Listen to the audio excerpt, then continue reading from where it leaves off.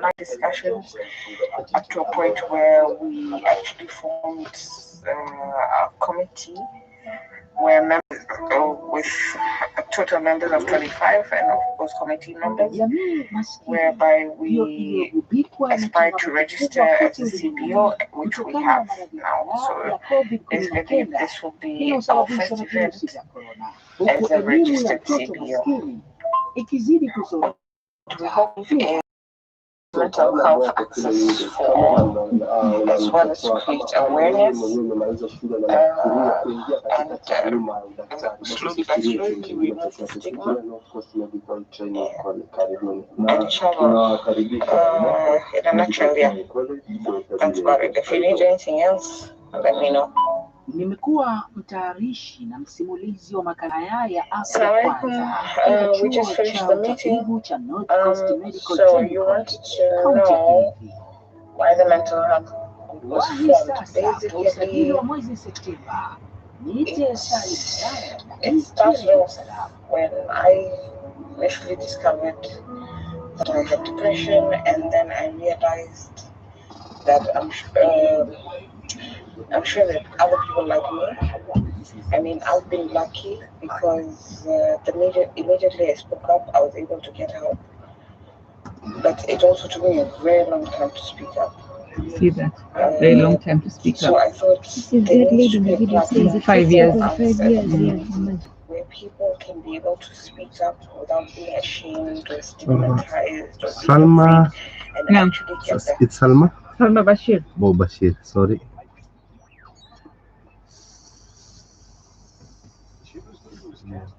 More live coverage, more stories, and gives them to you first, before the other newscasts even start. Wafia, Hamid. News and information. Radio Salam 90.7 and 91. مؤسسة طيور الجنة للأطفال تقدم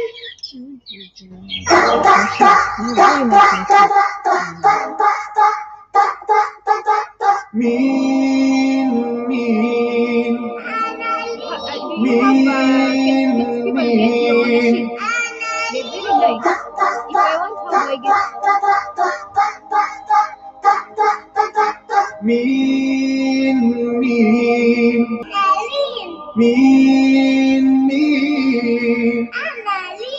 لين الحلوة زي القمر لين الحلوة زي القمر بالحلا ما خلاك بسم الله ما شاء الله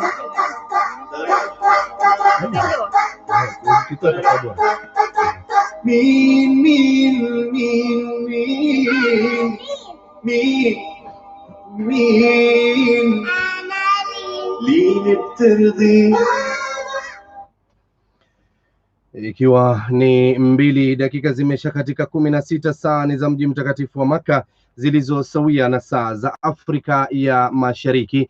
Msikilizaji, awamu ni ya 3 katika kipindi Kauli Yako, mada ya siku, sehemu yake ya kwanza, kama nilivyokuahidi hapo awali ya kwamba katika mwendo wa saa 2 kwenye mada yetu ya siku tutakuwa na wageni msikilizaji, na wageni wetu tayari wameshawasili ndani ya studio kwa ajili yako wewe msikilizaji, ili tuweze kubadilishana mawazo, tuweze kufunza mambo ambayo ni muhimu sana. Wengi wetu hatuyajui au hatuyafahamu, na nilikudokeza hapo awali ya kwamba tutakalo kuwa tunalizungumza na kulijadili asubuhi ya leo ama kulifunza ni swala zima ambalo linafungamana na mental health. Ukipenda kwa lugha nyepesi na ya Kiswahili ni masala yanayofungamana na afya ya kiakili, yani afya ya kiakili. Kwa ajili hiyo tunaye hapa dada yetu Salma Bashir, kwa mlahaka mwema, roho safi na moyo ulomkunjufu. Nachukua fursa hii kukukaribisha katika studio za Radio Salam. Karibu sana Sister Salma katika kipindi Kauli Yako. Shukran. Assalamu alaikum wa rahmatullahi wa barakatuh. Pamoja naye ni Sister Wafia Hamid ambaye pia tuko naye hapa. Tutakuwa tunazungumza na kutuelimisha kuhusiana na masala haya ya mental health. Karibu sana Sister Wafia. Shukran. Haya, msikilizaji, basi moja kwa moja tutakuwa tunazungumza na wageni wetu hawa kama mkao wa kula tuama kama maji ya mtungini vile, ili tuweze kufaidika mimi na wewe katika masala haya muhimu na nyeti katika maisha ya kawaida ambayo tunayaishi ya mwanadamu. Nachukua fursa hii kwanza kabisa kupata utangulizi kutoka kwa Sister Salma. Tupatie tu utangulizi ili tujue tunatarajia na kutegemea nini haswa kutoka kwako. Shukran Abud. Leo tutazungumza habari ya nini? Introduction tu. Introduction yangu. Kiswahili pengine. Okay, mimi naitwa Bashir. Mimi ni clinical psychologist. Niko based hapa Mombasa, na leo tutazungumza habari ya mental health, na pia tutazungumza habari ya hichi kikundi chetu, group yetu ya Mombasa Mental Health Group, na haswa kazi ambayo tunayofanya. Na tutajaribu ku demystify mambo ya mental health na kwa nini ni muhimu watu wasiogope kuja kuzungumza habari ya health issues zao, mental health issues zao, na kuja kutafuta usaidizi wakiwa wana shida za emotional problems. Naam. Haya, asante sana kwa utangulizi huo. Na Sister Wafia, introduction. Shukran Omar Abud. Mimi naitwa Wafia Hamid na niko hapa na mwenzangu Salma. Kama vile amesema, mimi pia niko hapa ama clinical psychologist, niko hapa Mombasa, na tumekuja kutokana na kikundi ya Mombasa Mental Health Awareness Group. Na I believe Salma ame-explain tuko hapa demystify mambo ya mental health, kwa nini watu wajitokeze, wasione ile haya ama wasione vibaya kusema kwa mimi niko na issues za mental health. Swala la kwanza kwa da Salma, tuangalie tunaposema mental health, yani kwa lugha ya Kiswahili, japo sio Kiswahili, sio maana yake halisi hiyo, kwa sababu mambo mengi sana, lakini turahisishe tu ile lugha kwa ajili ya msikilizaji. Tunaposema afya hii ya akili, kwamba akili ya mtu iko sawa, ni mzima, yani hana wasiwasi, hana mushkili wowote, hana upungufu, tunamaanisha nini haswa? Na tunaposema kwamba mental health, sasa tunamzungumzia mtu ambaye ana wasiwasi ama ana upungufu vile katika afya ya akili yake, tunamaanisha nini? Okay, mtu akiwa yani balance, akiwa ako emotionally stable, huwa ni yuko balance, yani emotionally kuna balance nzuri baina yeye upande wa spiritual, yani upande wa relationship yake na Mwenyezi Mungu yuko sawa, relationship yake na watu nyumbani yuko sawa, na pia kiakili emotionally yuko sawa, yani hana wasiwasi, hana shida, hajioni kuwa mambo yake ya mwendea vibaya. Huyu mtu ni kuwa pia akija nyumbani hajateta na watu, hana shida kazini, hana shida na watoto, hana shida na familia yake, na upande wake relationship yake kidini pia yuko anafuata mambo matekelezo ya dini. Kwa hivyo upande emotionally na pia mwili wake, health yake iko nzuri, so ni mtu ako very well balanced. Lakini saa nyingine uweza kupata mtu ambaye mambo mengine hayamwendei vizuri. For example, labda kazini kwake ana stress, labda anataka promotion hapati, ama anaona wenzake wanapata promotion. Sasa yule mtu akiwa ana shida, maybe hapati promotion, na pia akina nyumbani shida za financial problems, basi mtu anakuja nyumbani ana stress mengi, watu hawafahamu shida zake, so ana ile life work balance yake haiwi nzuri. So mtu kama huyo, so utamuona kidogo anatatizika, akija nyumbani watu hawafahamu, labda hasemi kuwa mambo yake hayamwendei vizuri. Ataka kusoma lakini hana pesa za kusoma ili apate kuendelesha maisha yake, manake nyumbani watoto wataka kusomeshwa, kuna demands za nyumbani, rent yataka kulipwa. So at that time yule mtu balance yake si nzuri, kwa hivyo anaanza kupata other anxieties, stresses in life. Sasa hapo huwa balance yake yaharibika, na mtu kama huyo ata benefit kupata a bit of therapy.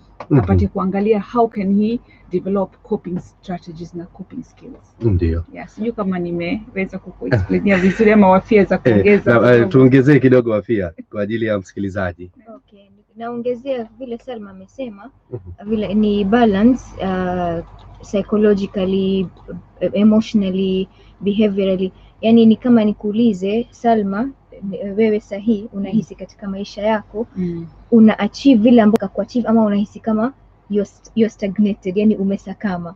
Ama tunaweza sema pia unajua maisha inatutupia kama vile umesema stress nyingi katika maisha. I mean kila mtu akona stress yake.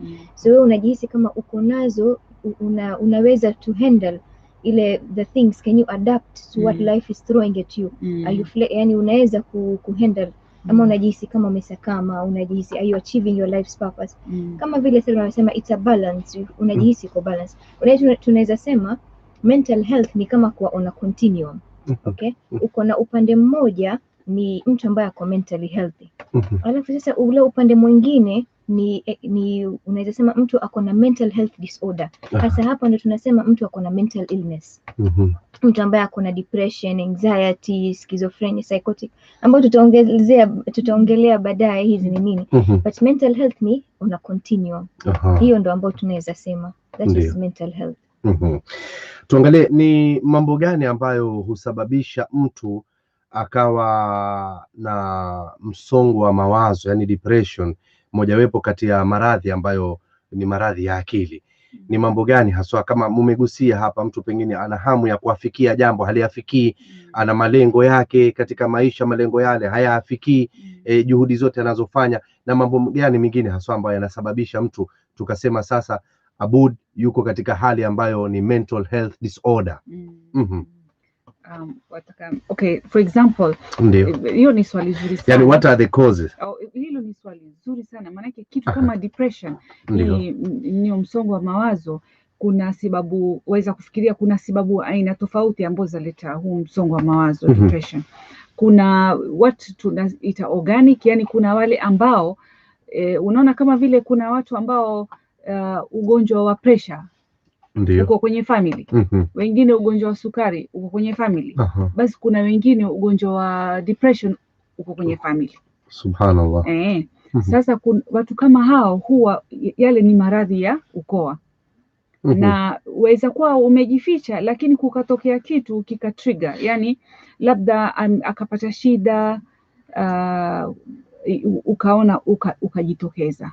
Sasa kuna wale ambao labda akapatikana na shida, yani ndio ikaanza sasa zile signs na symptoms. Juzi tulikuwa tunazungumza, tukafanya kwenye radio program habari ya depression ambayo yatokea kwa mtu mzazi. I can talk about postpartum depression. Wafia can talk about depression nyingine. Depression ambayo yapatikana mama mzazi. Mwanamke akijifungua huwa mtoto mchanga analia sana, na especially kwa mama ambao amejifungua mara ya kwanza, aona, wajua sisi kwenye fikra zetu labda wazazi tuona kuzaa mtoto it's so nice, mtoto mzuri, nitamvisha nguo, nitambadilisha nguo, lakini ukishazaa yule mtoto chalia kitu tu kidogo, hujui kukiosha vipi, alafu wewe mwenyewe mwanamke una mambo mengi, alafu utaanza kujihisi labda mimi ni mama, si mama mzuri, labda sijui kulea mtoto, labda nitamuumiza mtoto wangu. Hasa kuna wale wengine ambao wana ile predisposition, labda kwenye ukoo wao, waanza kuhisi baada kama wiki mbili hivi ama 1 month after kuzaa ule mtoto, labda mimi ni mama mbaya. Waanza kupata fikra mbaya, fikra za wataka labda kumuumiza mtoto wako, fikra hulali tena, yule mtoto aanza kukushinda. Mtoto akilia na wewe pia wahisi una shida, so waanza kupata symptoms za kulali, hutaki kula, waanza na vile wahisi wataka kumuumiza yule mtoto, na waanza kuona aibu, you feel a sense of shame, mimi ni mama aina gani? Na because waona aibu, hutaki kuambia watu, manake ni hisia mbaya, na watu wote wasema mama lazima umpende mtoto wako, na pale wamtukia mtoto. Kwa hivyo waanza kuficha, hutaki kuambia watu, maana watu watakuwa wasema wewe ni mama mbaya. so utaendelea kuficha na ule ugonjwa unaendelea. Badala ya kusema labda uende kwa daktari wako usema mimi nina hisia mbaya, sihisi kuwa mimi ni mama mzuri, nalia kila saa, sitaki kula chakula, na daktari atakupatia dawa na atakurifaa kwa psychologist upate kuzungumza naye, unaendelea na ule ugonjwa, unaendelea na unajihisi humpendi tena mtoto wako, na hiyo ndio postpartum depression. Na inatokea sana kwa wamama wengi sana, so that is one type of depression. Na kuna aina zingine za depression, maybe I'll let Wafia talk about another type of depression. One of the another main depression ambao iko ni kitu ambao tunaita major depressive disorder ama watu wanaita clinical depression. Causes zake ni nyingi, kama vile Salma amesema, mtu ambaye iko katika familia. Kuna watu wengine, unajua stress, ukiendelea na stress kwa muda mrefu na isiwe solved, you don't get help for it, after a while inaweza ikabadilika pia ikawa depression. Unapata mtu ambaye grief kusema umepoteza mtu ama umepoteza kitu katika maisha yako, na hii saa nyingine huwa inakuwa overwhelming kwa sababu labda umepoteza mtu wa karibu, umepoteza mtu suddenly amepoteza kazi yake. Grief pia ikienda for a long time, isiwe mtu, unajua grief, kila mtu anaenda through grief, but after a while tunasema kama mwaka mmoja hivi unapata mtu kidogo anaweza kurudi like anakuwa yuko more or less okay. But sasa ikiwa inaendelea 1 year 2 years bado inaendelea, unapata that can also become depression. So mambo tofauti katika maisha, kuna zile kama Salma amesema, kuna zile ambao ni internal, kuna na external causes. Internal ndio hiyo kama chemical imbalance in the brain. Sasa kama postpartum depression, most of the time itaingilia katika hiyo kwa sababu hormonal changes, there'll be also chemical imbalance in the brain. Alafu sasa kuna na external factors. External factors are also there, losses katika maisha, ndio hiyo tumesema genetic factors. Different causes are there for depression. Now one of the main depression ambayo tunaona ni ambayo tunaita major depressive disorder ama clinical depression. Alafu kwa Wafia kuna cases nyingi ambao tuwapata watoto ambao they've gone through sexual abuse wakiwa wadogo, and then wanaficha, manake wale abusers wanawaambia don't say, ukisema I'll kill you or I'll kill your parents. Wengi wao wananyamaza kimya, wanamezea, wakishakuwa watu wazima inaanza kuathiri vibaya. Alafu they get into depression. Kuna ndio kwa swali hilo linakuja, kuna umri wowote ambao ni mahsusan mtu anaweza kupata maradhi haya ya msongo wa mawazo ama mental health illness? Kusema kweli hakuna a particular age. However, vile research imeonyesha ni kuwa watu ile wakiwa watu wazima unaona prevalence ina increase. Watu kwa sababu I think ile change in lifestyle, mambo ya retirement, watoto wako wote labda wameolewa ama wamekwenda kusoma, wametoka kwa nyumba, there's a lot of life changes, but there is no particular age. Mtu yote hata kama vile Salma anasema hata watoto pia wanaweza pata depression. However, there is a higher prevalence in older adults. Unapata it does affect them more, you can say that. Kama wataalamu wa masala haya ya afya hii ya akili, na sio jina lake halisi msikilizaji, tumeitoa tu kiasi cha haja kwa sababu tunaposema mental health ni bahari kubwa sana, ina mambo mengi sana ndani yake. Pana watu ambao kama zilivyogawanywa hapa, kwa kuna kina mama ambaye alitamani sana mtoto, akipata mtoto alafu akaanza kuona dhiki, mtoto akilia. Kuna wengine mtoto akilia naye ulia. Kuna hayo pia nayo ni maradhi ya kivyake. Msikiliza, yako mambo mengi sana ambayo husababisha mtu akawa ni mwenye kusongwa na mawazo na akili zake zikawa sasa hivi si salama tena ama si nzima, akawa yeye ana ugonjwa huo wa akili. Pana mambo mengine ambayo pengine husababisha, unajua, pengine kwa mfano kuna watu watumizi hawa wa mihadharati, kuna walevi wa kila aina. Na tunapozungumzia hili kuna na hawa walaji mirungi pia, ni walevi wa kivyao. Wavutaji sigara pia ni walevi, japo huwa wenyewe hawataki kuitwa, lakini ni walevi. Mvutaji sigara ni mlevi wa sigara, mlaji mirungi na migoka ni mlevi wa mirungi na migoka. Huwa hawataki kuitwa walevi, lakini wote ni walevi. Tofauti, wale ni walevi wa kunywa, wao ni walevi wa kutafuna, na wale wengine ni walevi wa kuvuta. Kwa hivyo wote ni walevi tu, na wengine wanatusikiliza hivi sasa washatuma ujumbe hapa. Nataka tuangalie masala kama je, kusababisha mtu akapatwa na ugonjwa huu wa akili ama msongo wa mawazo anapotumia vileo. Unajua mara nyingi expert ndio Wafia. expert. Mara nyingi ukiona mtu anatumia hizi kulewa ama mugoka ama miraa, ile vile mimi nimeona ile experience nimepata, unapata watu by the time wanaenda kuanza there is already depression. Wanajaribu kukimbia ile sema kuna mambo mingi katika maisha. There is financial stress, na nyingine there is trauma behind mtu ambaye amepitia so much when they were young.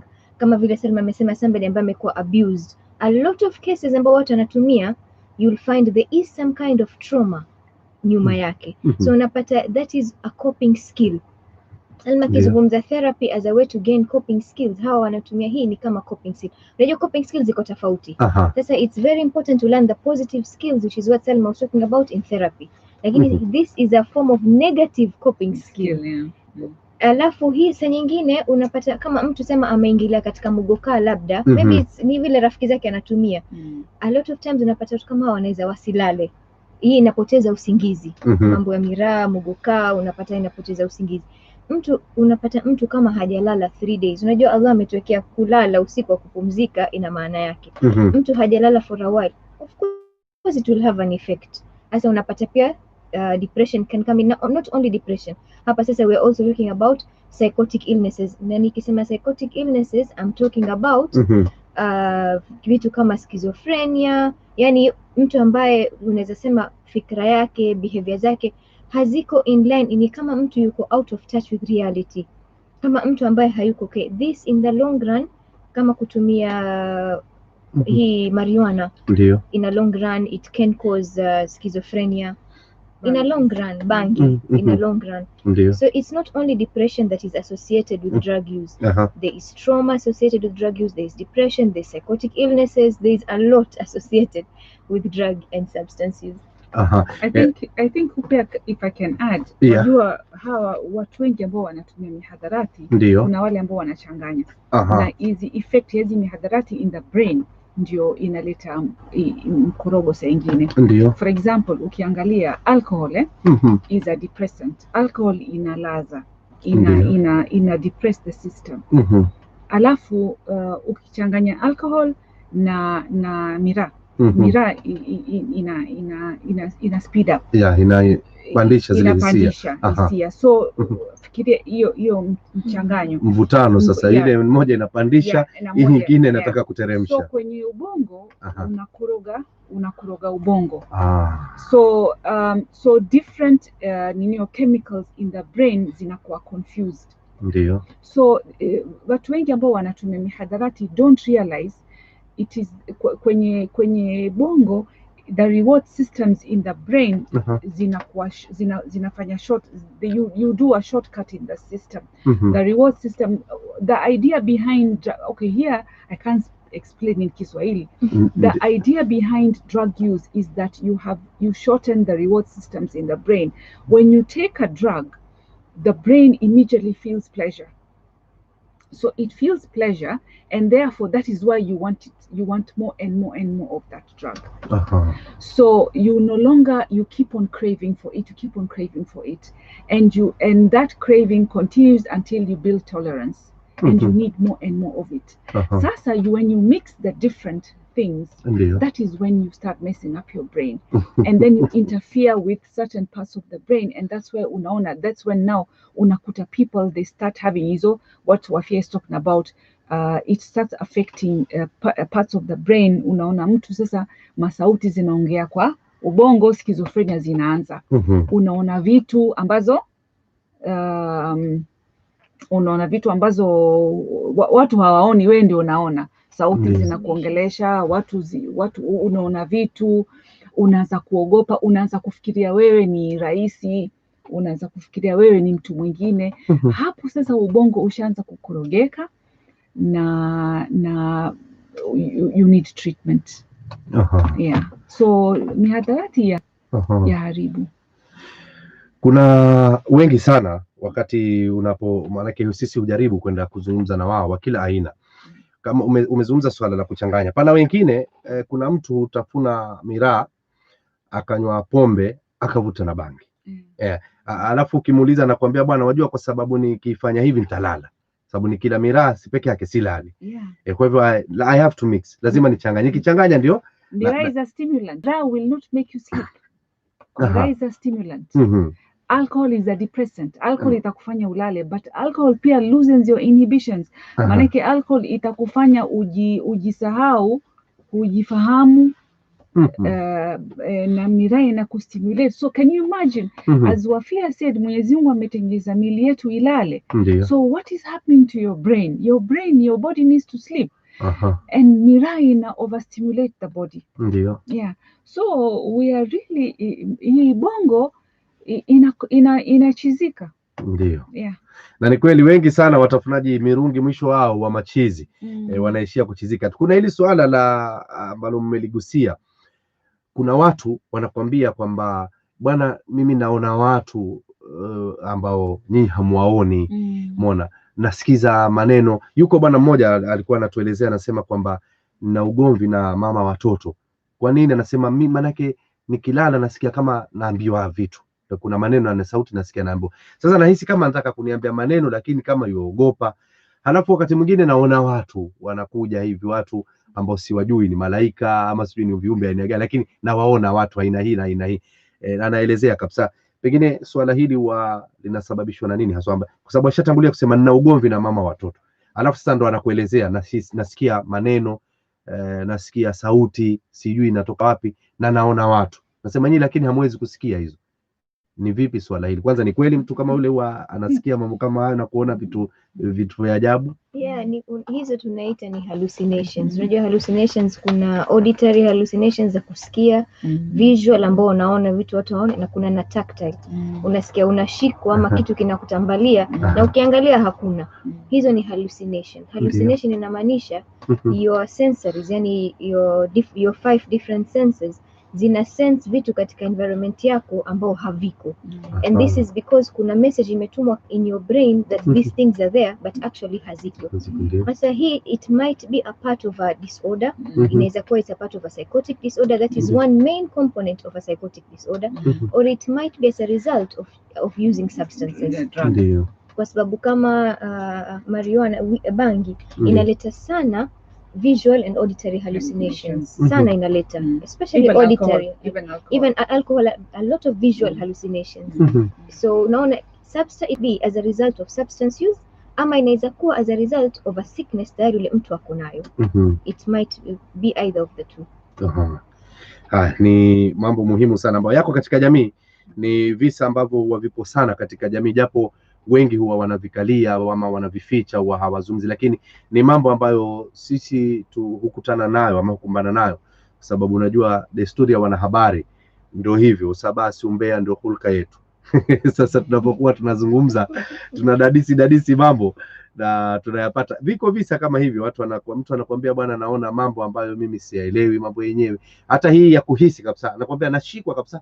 Nasema wallahi nashikwa bwana, nyinyi bwana msione ni mzaha bwana. Mimi nashikwa, sioni nikiwaambia nyinyi mwana mimi na wazimu. Mtu anakuambia hivyo. Twende katika wakati mtu anapokuwa amepatikana na athari hivi sasa za hiyo, kwa mfano akili yake sasa imekuwa ni yenye kumletea mawazo hayo ama fikra hizo, mtu kama yule kuna jinsi ambayo anaweza kusaidika? Manake wengi sababu kwamba hawaendi kule kwa sababu ya kwanza wanakuambia bwana wataniona chizi. Na kuna mmoja pia alijaribu kusomewa akawa anapelekwa kwa hawa mashehe wanaosoma ruqya. Akadinda akasema bwana mimi naonekana chizi kule, ule shekhe ataniona mimi mwenda wazimu. Je, mtu anapokuwa sasa amekuwa amesongwa na mawazo namna hiyo, amekuwa sasa anajionea vituko, yani amekuwa sasa ni mental disorder kabisa, kuna njia ambazo pengine zinaweza kufuatwa na mtu huyu akatibika na akarudi kuwa sawa? By the way, let me start by saying, wajua pale nilivyosema mtu atachizika, let me retract my word. Sio kuchizika, yani brain itakorogeka. The word cheese is very bad. Sana. Definitely mtu aweza kupata usaidizi akiwa ana mental disorder. Manake just like how ukiamka Abud, ukiamka ukijikuta umeshikwa na homa ama tumbo la kuuma, utafanya nini? Utatafuta dawa. Utatafuta dawa Sana. Ukiona umevunjika mguu utakwenda hospitali, na huo ni haya wala sana, huo ni aibu kwenda hospitali. Na pia mtu mwenye mental disorder asione aibu kwenda hospitali, maanake huo ni ugonjwa. Na kila ugonjwa una dawa yake, na daktari wa psychiatrist ni daktari kama yoyote. Wajua sisi kikwetu hapa Mombasa tumeharibu jambo moja, tuwaita psychiatrist madaktari wenda wazimu, na hilo ndio jambo baya. Maanake mwenda wazimu ni nani? Hakuna. Mimi hilo jambo mwenda wazimu ni kitu ambacho mimi sipendi jambo hilo, wacha wazimu wako nini. So I think mtu akijiona ana ugonjwa atafute dawa. Manake kuna Nobel Prize winner mmoja ambaye aliandika alikuja na formula ya quantum physics. Jina lake nimesahau jina lake, but he has schizophrenia. Nobel Prize. So you can have schizophrenia and you can win a Nobel Prize. What does that tell you? Kuwa na schizophrenia hao ndio wale ambao Wafia was describing, wale watu ambao wanaona vitu, wanasikia vitu, ama wanaona vitu vya watambaa. Kuwa na schizophrenia doesn't mean huna akili. It just means that you can see things that others. Kitumia dawa, that means that utaweza kupata tiba iko. So unaweza kwenda kwa daktari na unaweza kupewa dawa. Sasa watu wengi wanaogopa zile dawa. In fact, many clients tell me naogopa dawa zitanipatia addiction. Lakini mbona watu hawaogopi? Manake wenye kutumia dawa za pressure wanatumia dawa za pressure maisha yao yote. Na wenye kutumia dawa za diabetes wanatumia maisha yao yote. Lakini hawasemi kwa ile dawa itawapatia addiction. Na wasema hizi dawa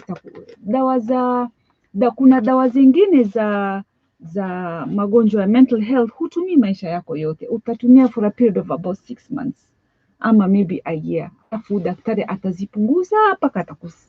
Manake those medications, depending on your illness, they are just supposed to correct the chemical imbalances in your body. So I think help is there. And then apart from seeing a psychiatrist, after that utaona psychologist. Ili psychologist ama clinical psychologist akusaidie kukufundisha how to control your thoughts and feelings. Because thoughts influence your feelings and feelings influence your behaviors. Yeah, and these are things that Muslim scholars have been talking about for years. Just kuongezea what Salma amesema, unaona watu wakisema kuwa hizi dawa zina cause addiction. Wajua dawa ziko aina tofauti. Ziko zile dawa the first generation ambao they were causing addiction. But nowadays newer medications zimetoka which are better, their side effect hazina si kama zile za zamani. So there has been an improvement katika upande wa dawa za mental illness. Kama vile even in others, I mean hata ukiangalia hizi kuna dawa nyingine sema za I think what are they called, hizi za the ones for bacterial infection, what are they called? Antibiotics. Now zile ambao they used to cause a lot of issues, acidity issues, na sasa watu wamekuja na dawa newer ones that are safer.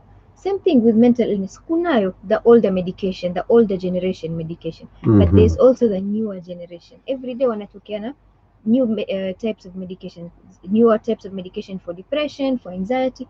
So help is there, as Salma was saying. Yeah.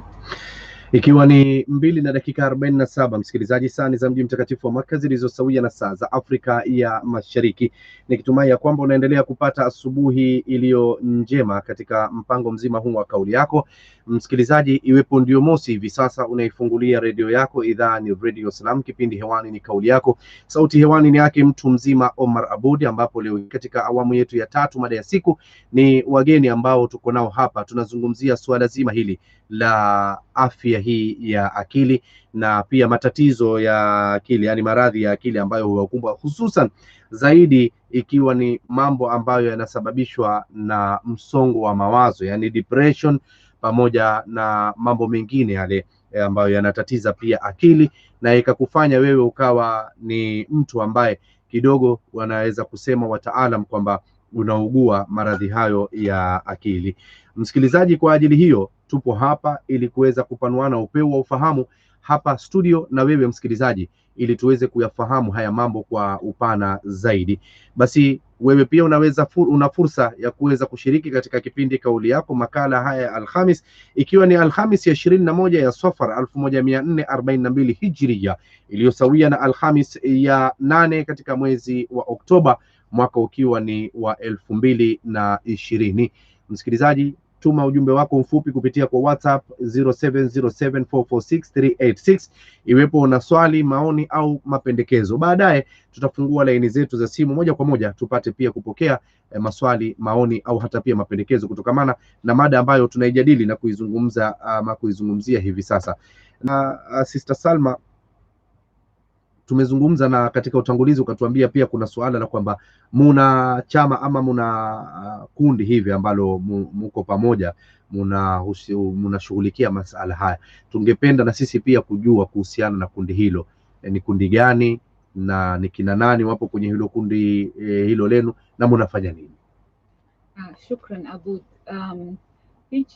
Hili kundi laitwa Mombasa Mental Awareness Group, na hii group iliundwa na mmoja wetu ambaye aliamua kuunda hii group, sitamtaja jina lake. After alikuwa yeye ana huu ugonjwa wa depression na alinyamaza kimya kwa muda mrefu sana, na wakati baada hivyo akaamua kusema mimi niko na shida hii, akapata usaidizi, na alipopata usaidizi akaamua mimi nimenyamaza kimya muda mrefu, maana nilikuwa naogopa kusema. Akaamua kuform Facebook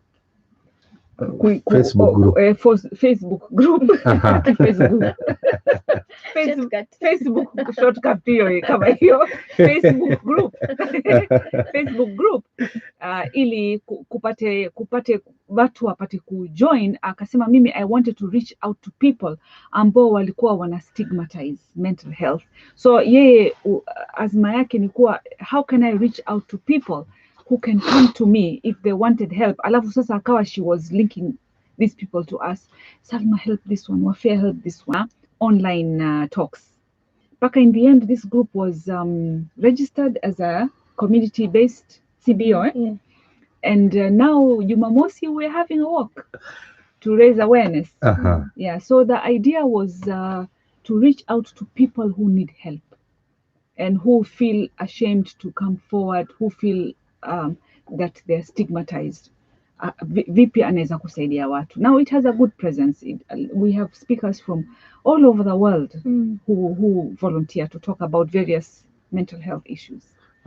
Itakuwa siku ya Jumamosi hiyo. Jumamosi, ambayo itaanza from For Jesus at 9 o'clock. Masha, tutaizungumzia zaidi kuhusiana na swala hilo. Fikira gani haswa ziliwajia wakaona ni bora hivi sasa tuwe na kundi ambalo litakuwa na wataalam watakaokuwa wanashughulikia masala haya ya watu wenye maradhi haya? Maana lazima kuwe na fikra, ama kuna jambo waliliona katika jamii wakaona ni muhimu sana jamii yetu pia ya Mombasa iwe na kundi hili. Manake sasa watu wengi wana shida, lakini wanaogopa kujitokeza. Wanaona kama ni aibu, wanaona labda ni weakness. Watu wengi waona labda ni ukosefu wa imani, labda wao ndio hawana I don't know, emotionally weak. Sasa na watu majumba yetu yanafita mambo mengi. So huyu mwanamke akaamua no, mimi sitaogopa tena, nitasema. Na hapo ndio akasema, akashangaa vile watu wengi wakaanza kumtafuta, wakasema mimi pia nina shida hii, na ni kweli tangu yeye afungwe hii group watu wengi wamejitokeza kusema mimi nina shida fulani. So kwa hivyo fikra yake ni kusaidia watu, na kweli watu wengi wamejitokeza. Yeah. Naam. Haya, ikiwa ni 53 dakika na katika baada ya saa 2, msikilizaji, kumbuka unaweza ukashiriki kupitia kwa WhatsApp message kupitia kwa 0707446386 au pia kupitia kwa ujumbe wa kawaida wa 0707446386. Nambari za moja kwa moja tutaweza kuzifungua hapo baadaye ili na wewe uweze kushiriki katika swala zima hili. Umetaja Sister Salma kuhusiana na swala hili la katika jamii yetu, na wengine pengine wanakuambia wewe ni mpungufu wa imani ama umekosa imani wewe. Swala hili la ugonjwa wa akili ama afya ya akili haswa katika Uislamu ama katika dini ya Uislamu, kwa sababu wengi sana miongoni mwetu ni ile kwamba wajua ukienda kule bana, sisi tumeambiwa tuna dini ama tuna Qur'ani tuna hivi, alafu niende kwa Salma ama niende kwa Wafia niende nikamwambia kwamba mimi napitia hivi na hivi, naona mambo haya na haya, ni aibu yani, takuwa mimi hata naona pengine mimi ni mdhaifu ama ni mpungufu wa imani.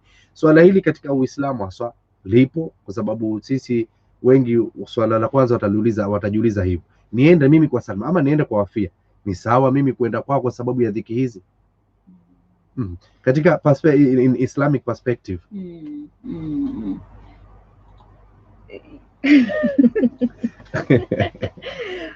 Wajua Islamic psychology, okay, mimi si mtaalamu wa Islamic psychology, lakini me I found out one thing kwenye kusoma I found out one thing that shida, binadamu anapitia shida. Ndio. And one thing ukifikiria vile okay, hii sentence ya hii Qur'ani ikisema don't be sad, la takhaf, sio? Naam. La tahzan. La tahzan. La tahzan. Don't be sad. Manake nini? Hapa what does it mean? La tahzan. What does it mean? Allah ma'akum. Alipoambiwa Mtume sallallahu alaihi wasallam kwamba usihuzunike, Mwenyezi Mungu yuko pamoja na nyinyi. Yes, ukifikiria hiyo what does it mean? Na pia also don't fear. Fear, sadness are emotions. Hizo ni hisia ambazo wanadamu wanapitia. Ndio. Na ikiwa sisi binadamu tunapitia hivyo, hiyo inaonesha kuwa binadamu yoyote ambaye anaishi duniani anapitia hisia za furaha na anapitia hisia za kuwa na huzuni na anapitia hisia za kuogopa. Na pia saa pia sisi tuna zile dua tunasoma za asubuhi na jioni, where tunaomba Mwenyezi Mungu atuepushe na uvivu, na anxiety, you know, na being overpowered by, you know, na death. Kuna zile dua zetu zile tunaomba. So the idea is this: ikiwa tuna dua ambazo zinatuambia tuombe, na ikiwa tunaambiwa we should not fear and we should not be sad, that means that hizo ni emotions ambazo dini ina recognize. And therefore kuna if our religion ina recognize that thing, me as far as I'm concerned, therefore then iko. Alafu pia there is this the Quran ina describe hizi nafs tatu. Ndio. Yeah, nafsul amara bisu, nafsul lawama na nafsul mutmainna. Mimi I'm not mtaalamu, but one thing about nafsul amara bisu, hii ni ile the nafs that commands us to do evil, yani whatever we want we must get. Sana. Na ile ni nafs where inatuambia fanya hivi, fanya hivi, fanya hivi. Na nafsi hii ikiwa waifuata inakucommand, wataka hichi lazima ukipate, wataka hichi lazima ukipate. Na mimi nataka ninunue gari, lazima na ikiwa silipati, utapata stress. Ndio. You are going to build up and utaanza kupata anxiety. So sometimes if binadamu kile kitu ambacho unakitaka unakifuata lazima ukipate, and you don't practice self control, ku practice ile mindfulness ya kujisimamisha, kuambia okay fine, sitakipata, lazima uta build anxiety. So ikiwa una ile tabia ya kila kitu ukitakacho lazima ukipate, Ndio. nafsi yako ile amara bisu' iko very strong. Na that is how anxiety builds. So me, I think it is not a sign of weakness when you go for help. Ndio. It is a sign of strength. It is a sign that you recognize that mimi nataka usaidizi. Na mimi nataka kutengeza maisha yangu. Na in a therapy setting, it is a confidential setting. Na ni setting ambayo wenda utasaidika. And again, tukisikiza mawehe wakizungumza, they're always talking about how watu walikuwa wakenda kwa Rasulullah sallallahu alaihi wasallam wakiwa na shida. Ndio. Walikuwa waenda kufanya nini kama walikuwa hawatafuti wasia?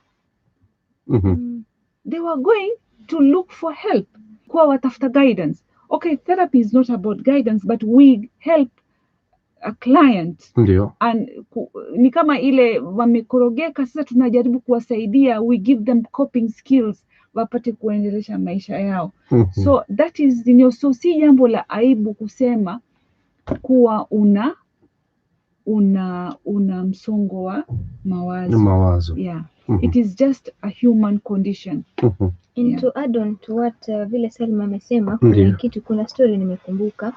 Kulikuwa na time ya Mtume sallallahu alaihi wasallam ameingia msikitini, akamwona I think it's Abu Amama ako pale, amekaa pale, si time ya swala but amekaa pale mwenyewe, amekaa tu pale kwenye msikiti. Mtume sallallahu alaihi wasallam akamwangalia, akaona hayuko okay. Akamwambia what's going on, mbona umekaa hapa na hata si time ya swala, like nakuona hauko sawa, is everything okay? Akamjibu akamwambia, mimi I'm feeling anxious, nasikia siko sawa kwa sababu ya ile madeni ambayo nimekusanya. Mtume sallallahu alaihi wasallam hakumwambia wewe utasemaje hivyo, usiseme hivyo, wewe hauna imani kusema kitu kama hicho. He never said that. And that is not the only story. Kuna ile nyingine, the Prophet sallallahu alaihi wasallam alikuwa akitembea na his companions, kukawa na a young boy, nimemsahau jina lake, amepoteza his pet, sijui ni paka wake ama ndege wake, I don't remember. But akawa kwa ile huzuni, the Prophet sallallahu alaihi wasallam akawacha his companions to go, akakaa na yule. Hakumwambia wewe like shukuru Mungu au usifanye hivyo, usihuzunike. So this in itself, mimi naona hii ya watu kuambia mtu kwa wewe ukiwa na a state of mental health issue or a mental illness, wewe umekosa imani, sijui imetokana na wapi, because it was not there during the time of the Prophet sallallahu alaihi wasallam. He never did that. Ikiwa ni 3 kamili saa ni za mji mtakatifu wa Makka sawia na saa za Afrika Mashariki, moja kwa moja msikilizaji, tunapata mukhtasar wa mpasho. Baada ya mukhtasari tutakuwa tunaendelea na mada ya siku katika sehemu yake ya pili na ya mwisho kwenye awamu ya 4 na ya mwisho ya kipindi Kauli Yako.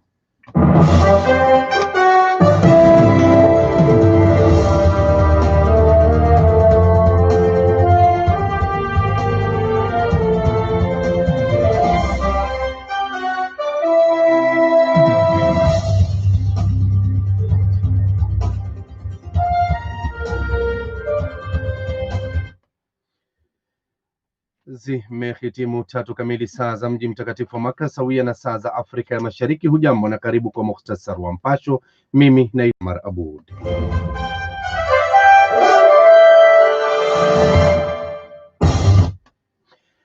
Kaunti ya Mombasa imefunga kituo kikubwa cha kuwatenga waathiriwa wa virusi vya corona cha kiufundi katika chuo cha kiufundi cha Mombasa. Kituo hicho ambacho kilikuwa na zaidi ya vitanda 300 kimefungwa kutokana na ufunguzi wa vyuo vikuu humu nchini baada ya waziri wa elimu kuamuru masomo kurejelewa kote nchini. Naibu chancellor hicho Laila Abubakar amesema hatua ya kusafisha vituo hivyo imeanza huku wanafunzi wakitarajiwa kuwasili mwezi huu. Aidha, waziri wa afya kaunti ya Mombasa Khadija Shikeli amesema ni hatua ya wananchi kuwa waangalifu, kwani vituo vingi vitasalia kufungwa. Ukosefu wa chumba cha kuwahudumia wagonjwa mahututi katika hospitali kuu ya kaunti ya Kilifi inatatiza baadhi ya utoaji wa huduma za afya katika hospitali hiyo. Waziri wa afya katika kaunti ya Kilifi Charles Dadu amesema kuna changamoto nyingi katika kuanzisha kitengo hicho ambacho kimekosekana kwa muda sasa. Kulingana na Dadu, changamoto hizo ni pamoja na ukosefu wa madaktari wa kutosha wa kusimamia chumba hicho sawia na ukosefu wa vifaa vya kisasa vya kimatibabu. Waziri huyo amesema mara nyingi wagonjwa ambao wanahitaji huduma za chumba hicho wamekuwa wakipelekwa katika hospitali kuu ya mkoa wa Pwani.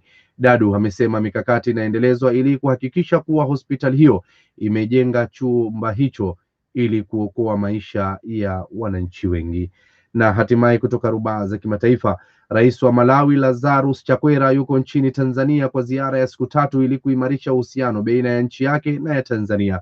Chakwera alipokelewa na mwenyeji wake Rais John Pombe Magufuli mjini Dar es Salaam kwa ziara ya kuimarisha uhusiano kati ya mataifa hayo mawili, huku wakitoa hamasisho kwa nchi zote Afrika kuimarika kidemokrasia badala ya kutegemea bara Uropa na bara nyinginezo kwa demokrasia. Viongozi hao waliotarajiwa kuweka jiwe la msingi kwenye kituo cha mabasi cha Mbezi Luis nje kidogo ya jiji la Dar es Salaam. Kituo hicho kinachoendelea kujengwa kinachokadiriwa kugharimia dola za Marekani milioni 22 sawia na shilingi za Kitanzania bilioni 51. Kitakuwa na basi za mikoani na nje ya nchi zikiwemo zinazokwenda na kutoka Malawi, na kutakuwa na uwezo wa kushughulikia karibu mabasi 3430 kwa siku.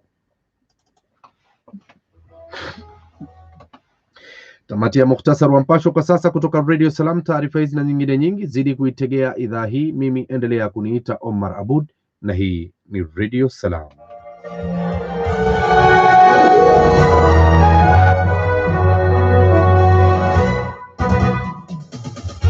Unaposhuhudia matukio, wasiliana nasi kwa simu kupitia nambari 0707446325 au tutumie ujumbe mfupi au WhatsApp kwenda nambari 0707446386 au barua pepe kwa news@salamfm.co.ke. Na kupata taarifa zaidi na matukio kadri yanavyochipuka, tembelea tovuti yetu www.salamfm.co.ke.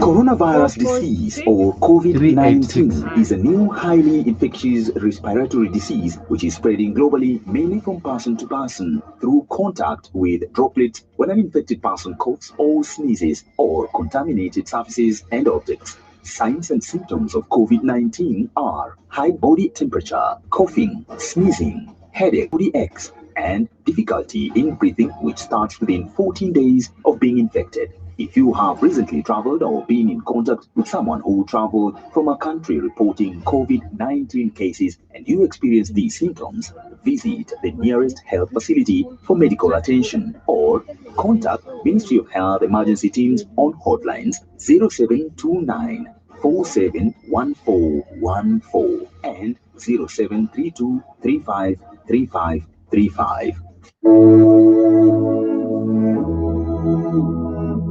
What's happened? The mental health group wants to send you questions. Sauti yako, hisia zako, maisha yako. 90.7 Radio Salam inakuangazia. Mimi Athman Badi napenda sana kusikiliza Radio Salam. Njenke mutongoroku mwenye terimuru nanjete sana Radio Salam. Igano nko igunde nyumba kabisa. Mimi Waziri Mwazenge, fundi cherehani biashara street. Napenda sana kusikiliza Radio Salam sababu Radio Salam inaleta jamii zote kwa pamoja. Radio Salam के जैसा और कोई स्टेशन नहीं है. Radio Salam मेरी जिंदगी का एक हिस्सा बन गया है. Naam, swadakta. Radio Salam inaleta jamii zote pamoja.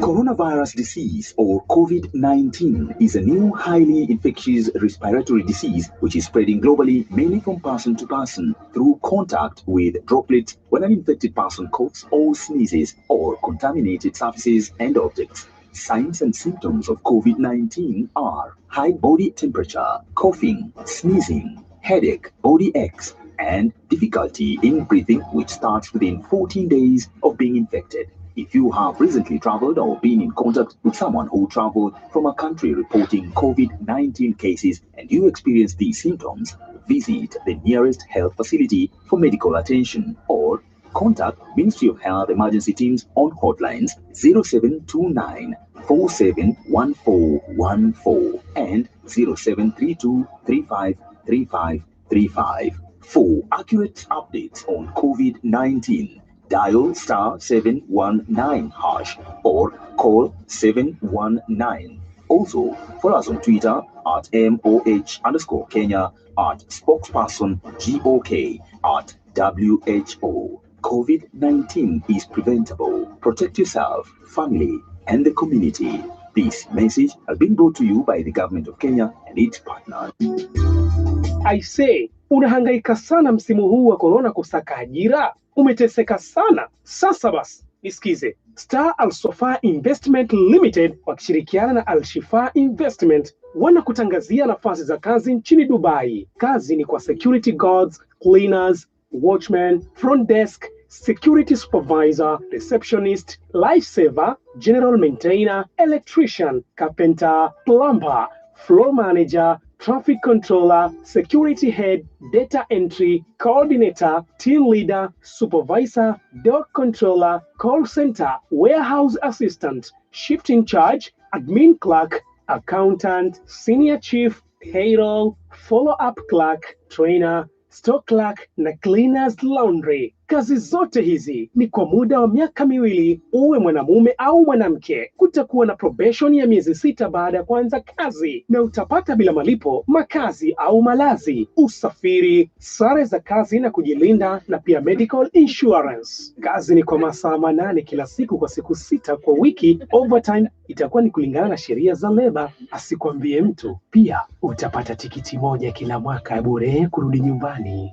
Sasa basi, unahitajika kuwa na passport, CV na karatasi zako za masomo na picha za pasipoti 2 na 1 full, zote zio kwa background nyeupe. Tarehe za interviews itakuwa weekendi ya tarehe 5 na 6 mwezi Septemba. We bwana we, usipitwe. Hala, tuma ombi lako kupitia barua pepe kwa alshifa.cvs@gmail.com. Kwa maelezo zaidi, pia unaweza kutembelea ofisi zetu za Al Shifa, jumba la NSSF, ghorofa ya 8 North Wing, na ofisi za Al Sofa Investment ni opposite jumba la NSSF, Tayebi House, karibu na Credit Bank. Zamani ilikuwa Dubai Bank, upande wa North Wing. Au pia tupigie simu kwa nambari 0721 381503 na pia 0721699587 au kwa 0775381503. Umesota sana wewe. Kazi kwako mwana kwetu.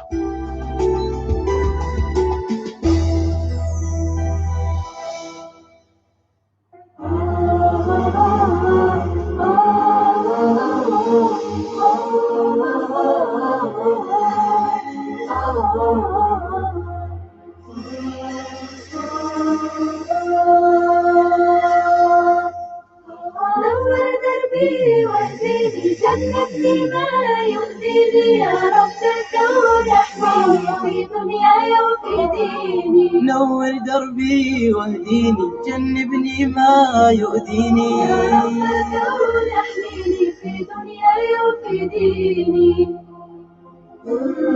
وثقني وارضى عني لا تتركني يا ربي لا تتركني يا ربي لولاك أضيع نفسي بيدي ويتعب قلبي بيدي ويتعب قلبي بحماك تؤمن روحي ومن الضر تنجيني يا رب الكون احميني في دنياي وفي ديني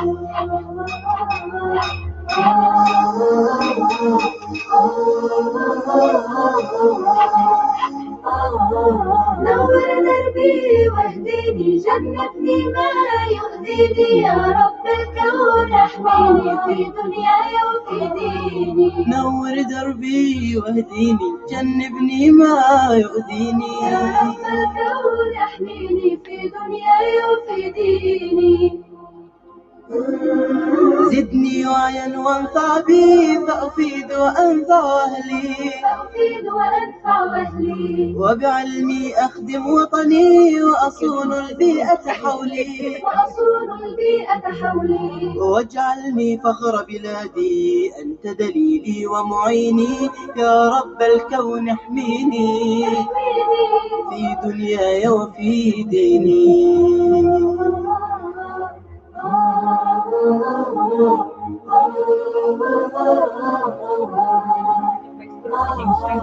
نور دربي واهديني جنبني ما يؤذيني يا رب الكون احميني في دنياي وفي ديني. نور دربي واهديني جنبني ما يؤذيني يا رب الكون احميني في دنياي وفي ديني.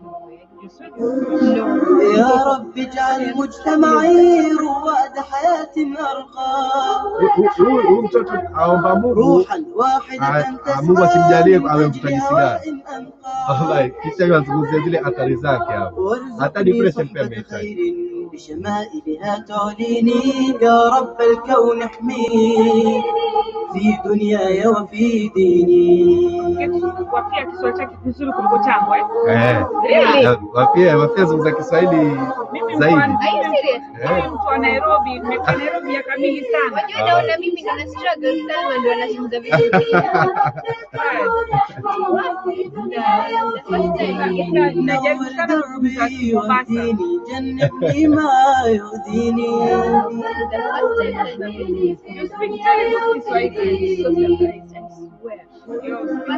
أكرمني وارفع قدري كلل من بسمة عمري وامنحني خلقا أسمى واحفظني واشرح صدري يا ذا المنة نجيني من أخطار التدخين يا رب الكون احميني في دنياي وفي ديني.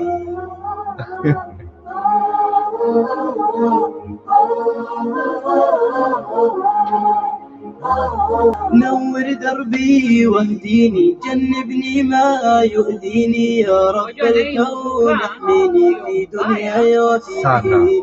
نور دربي واهديني جنبني ما يؤذيني يا رب الكون احميني في دنياي وفي ديني. Yani hapa they are eating بالبسمة عمري وامنحني خلقا أسمى واحفظني واشرح صدري hiyo nilienda Kilifi County نجيني من أخطار hivyo ndo wasema wajue nilipokaa bana overview hata siku hizi tutumii zile dawa ya just, lakini wanasema wale kuzungumza na wataalamu wasema mwanzo itawasaidia. Nasema ita time una kill them complete nikasema hii subhanallah hatari na watu hata hawaja yani very cheap 20 watu yani watoto wa skuli wala na kesi nyingine Sumarini nafikiri Kilifi pia mtoto wako form 3 yuauza swaya ni pale swaya hata kule watoto wameacha Radio Salam, enlightening you.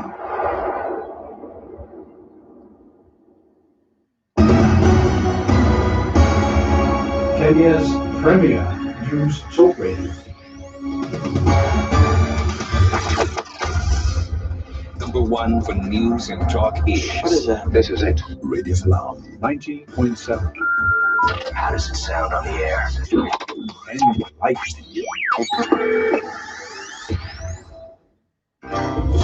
Sauti yako, hisia zako, maisha yako. 90.7 Radio Salam inakuangazia. Asubuhi njema. Kauli yako na Radio Salam. Shabash, ndio maana yake hiyo msikilizaji, ikiwa ni 3 17 dakika zimesha katika. Saa hizi ni za mji mtakatifu wa Maka zilizosawia na saa za Afrika ya Mashariki. Awamu ni ya 4 na ya mwisho katika kipindi Kauli Yako, mada ya siku, sehemu yake ya pili. Bado ukiendelea kuwa nami mtu mzima Omar Abud, na leo hii msikilizaji, katika kipindi Kauli Yako, wageni ambao tunao hapa ni wageni ambao ni adhim kabisa, ambapo tunapata elimu kubwa sana kutokamana na mambo ambayo yapo miongoni mwetu, lakini wengi aidha kwa ajili ya kutotilia maanani, wengine kutofahamu ama kukosa ule ufahamu aidha wa kielimu au wa kidini, basi wengi tukaishia kuugua maradhi haya, hatimaye tukawa ni wenda wazimu wakamilifu kwa sababu ya kudharau au kutojali maradhi haya madogo madogo ambayo ni ya akili. Kwa ajili hiyo tunaye hapa dada yetu Salma Bashir, pamoja naye ni Wafia Hamid, ambao ni wataalam ambao wanashughulika na maradhi haya ya akili, pamoja na kiwemo na mambo ya mawazo, yani kama msongo wa mawazo, depression kwa lugha nyingine, na mambo mengi tu ambayo yanafungamana haya na afya hii ya akili. Basi kwa ajili hiyo msikilizaji, tunajadili na tunaelimishana hapa. Ni wakati wako hivi sasa kuweza kuchangia, aidha kama una swali, maoni au mapendekezo, moja kwa moja hewani. Pia kwa wale ambao tayari wametuma ujumbe mfupi kupitia kwa WhatsApp ama ujumbe wa kawaida, ni wakati wa kuweza kuwaulizia maswali yenu. Kwa simu za moja kwa moja hewani ni kupitia 07078567, yani 0705778567 au 0735299099 0735299099 zikiwa ni nambari za moja kwa moja hewani. Najua hizi simu nazo pia ni ugonjwa mwingine wa akili hizi.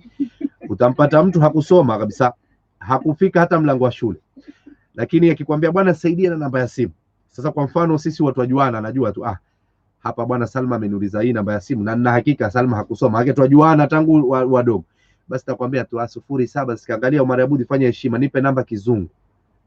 Nipe sawa, ama kama nipe namba sawa sawa. Habari ya 07 mimi usiniambie, mpaka umwambie 0722 ndo ataishika. Na hakusoma, lakini kwa sababu ya simu amejua kizungu.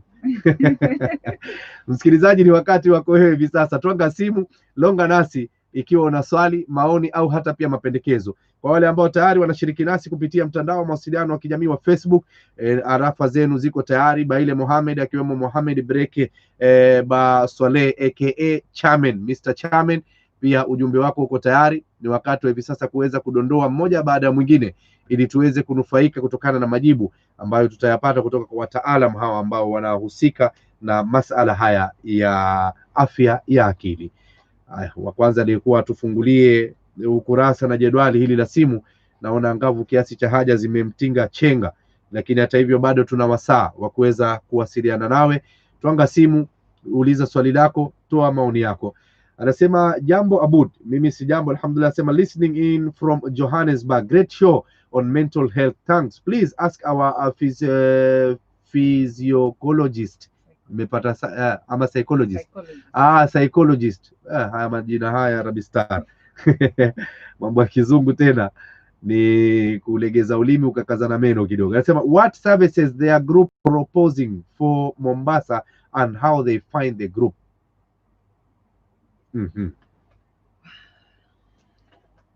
Please repeat your sorry. Yeah, anasema what services their group is proposing for Mombasa and how they find the group.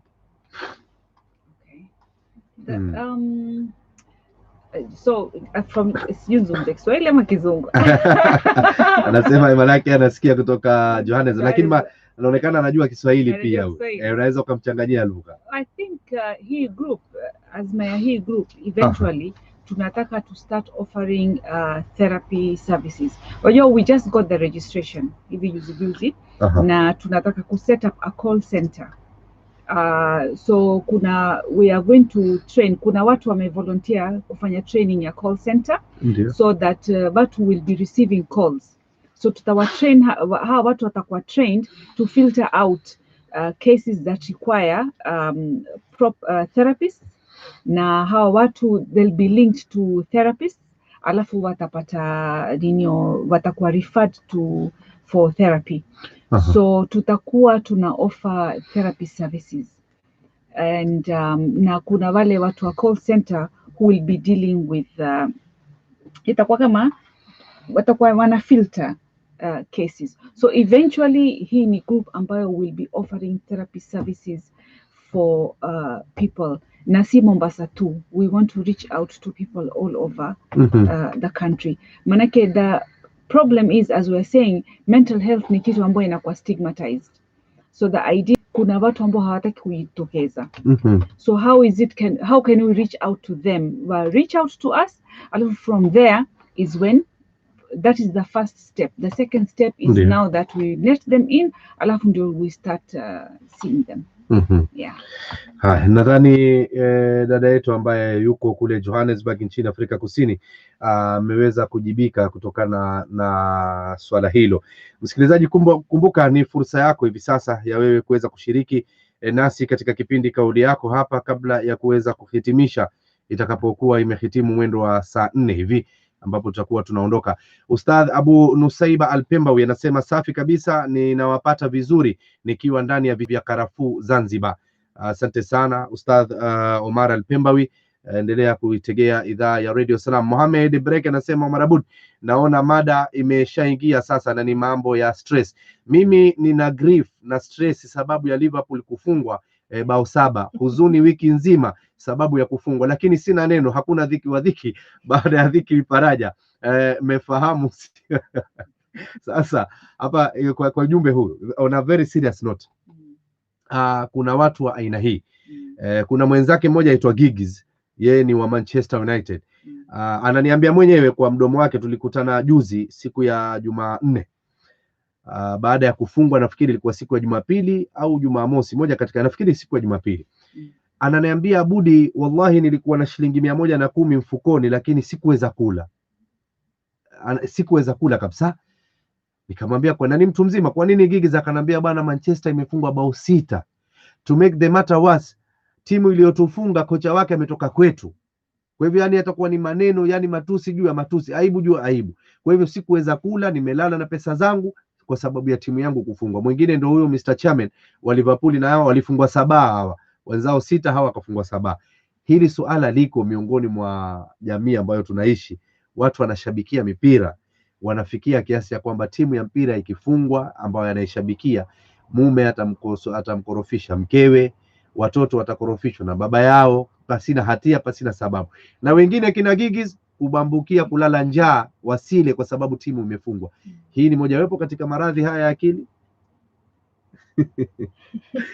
Unajua vile nimekusikia ukisema there is a lot of passion katika, very very passionate about football. I think when you're very passionate about something, kuna zile expectation ambao uko nazo. Kuna expectation hii, mimi this is my team, mimi nita tutashinda. Sasa umekuja shindwa, ndio unasema it's about grief. I think there was a time, very sadly, kulikuwa kuna mtoto, a young boy, alicommit suicide because his team lost. I think it was an 11 or 12 year old. Was it around last year?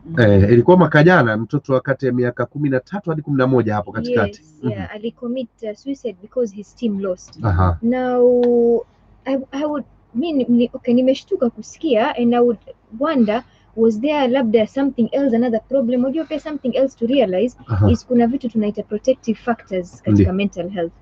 Kuna ni kama tuseme the very minimum, the very basic, very important vitu kama family support, vitu unajua tu kama ile tukiongea how are you doing, do you feel like unaendelea, you're living well. But kama already you're maybe not doing very well, alafu this thing that you're holding on to, ile passion yako, pia it goes down. So I'm saying that here it can bring in, I mean to the extent paka mtoto amekwenda kucommit suicide, that should tell you how amechukulia so much. Maybe that was the only thing he was holding on to. Yeah, so I think also pia ile vile umesema expectations za huyo Giggs imekuwa. Lakini pia wakumbuka tuzungumza habari ya balance life. Sasa expectations zake zimeangushwa, lakini labda ungemuuliza kuna life balance yake iko vipi? Unajua ile, kwani football how much time does it take? Kama unaona kama ile in a circle, tukidivide the pie in the circle. Wajua people talk about football widows. Mimi nimeshasikia a lot of women wives complaining wakati wa football season they become football widows. Manake waume zao hawapatikani. Ndio hii wakati wa hii wa COVID hii lockdown, wamama wengi wamefurahi. Manake wasema bwana zao wako nyumbani, football inaangaliwa nyumbani. So ile life balance also has to be Gigs labda angejiuliza, is he the passion yake ya football ime overtake other things in life? Mpaka sasa consume, mpaka sasa amekula stress, yani imemkula vibaya. So he feels empty. Can he think about how he can fill his life with other things so that ana balance maisha yake? Yes. Kwa sababu nimeuliza hili na nimelisisitiza, ni mambo narudia tena kwa sababu sisi tunatangamana sana na watu wa kila aina. Mwingine hapo ni anaitwa Alikisapi. Yeye timu yake inapofungwa huwa mkali, akatukana watu, tena anatukana matusi, inafikia kiwango yuko tayari na kupigana. Yani yuko tayari kabisa, anataka kupigana na mtu kwa sababu timu yake imefungwa. Kuna wengine timu yake ikifungwa, alafu kwa mfano mchezo ulichezwa jana usiku, alafu leo ndo pengine hata we hujui, alafu msalimie tu au mara assalamu alaykum, anaanza na matusi, ana ile salamu anakujibu na matusi, anakuambia tafadhali bwana Salma, Wafia tuheshimiane tafadhali. Wewe hata hujui habari ya mpira kwamba kulikuwa na mpira kumechezwa. Sasa washangaa, na wengine wanaenda to an extent wanapigana haswa, yani wana engage kabisa na fight kwa sababu timu yake imefungwa. Wote hawa nadhani itakuwa ni hapo tu katika swala hili kwamba mpira pengine umewatawala zaidi katika maisha yao. Also anger management. Ana shida ya control hasira. Yeah, I think so. Yeah. Haya, Baile Mohamed anasema mchanganyiko wa miraa na bangi ina cause hallucinations. Nafikiri anauliza kama ina cause hallucinations. Unajua shida nyingine ni kuwa hii bangi tayari ambayo tuko nayo mara nyingi si ni ile ambayo tayari imechanganywa. Ile bangi ambayo unaona watu wengi wanavuta hapa tayari imechanganywa. Sasa unaenda unachanganya bado na miraa na muguka, it can cause hallucinations. Ile bangi yenyewe inaleta because it's already mixed. Alafu sasa na miraa juu yake kama vile Salma ameongea. Imagine the chemical imbalance una cause katika your brain. Moja inaenda juu, moja inaenda chini, there is a mixture, so yes, inaweza cause hallucination. Haya, Mohamed Break amerudi tena anasema ukitanganya marungi na asali Omarabudi nyumbani asema nyumbani utajenga nyumba ya ajabu. Hui mujarabu hiyo, sijui tiba hiyo waijua au dada zetu.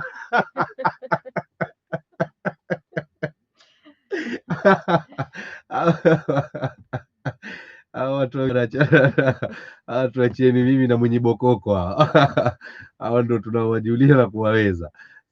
Haya, wengine wana mirungi kwa asali, wana vituko watu wa mirungi.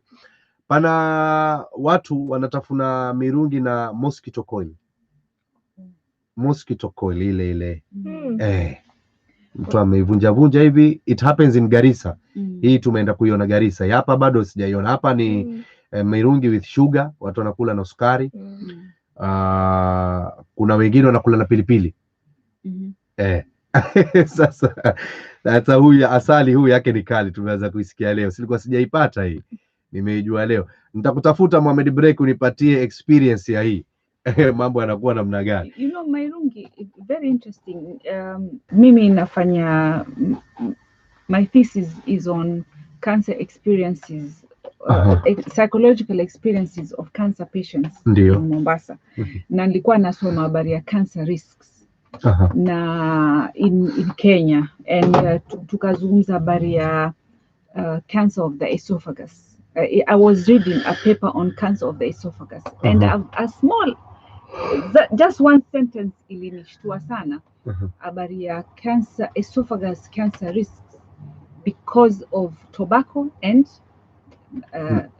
gut. Mirungi. Yeah, subhanallah.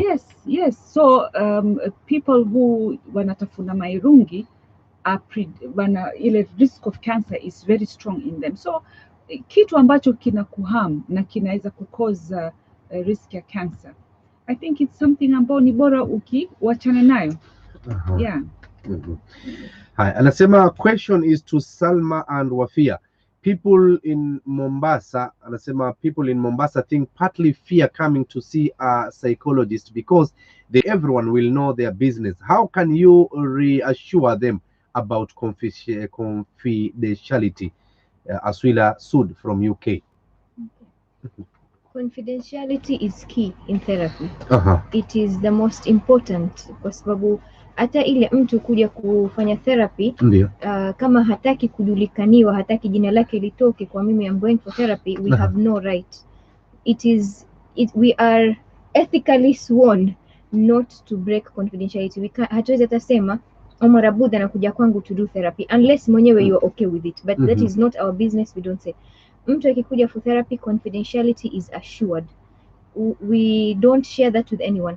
Kunayo instances ambao inabidi we break confidentiality. There are instances, na hiyo sio ati tunaenda kuambia kila mtu no. We follow a particular protocol. Hizo instances ni kama tunaona huyu mtu anakuja kwetu for therapy, kuna chance anaweza amethreaten atajidhuru. They'll commit suicide, atajiharm, anaweza kuharm mwanzake. They're going, kuja ametuambia yule mimi naenda muua kesho.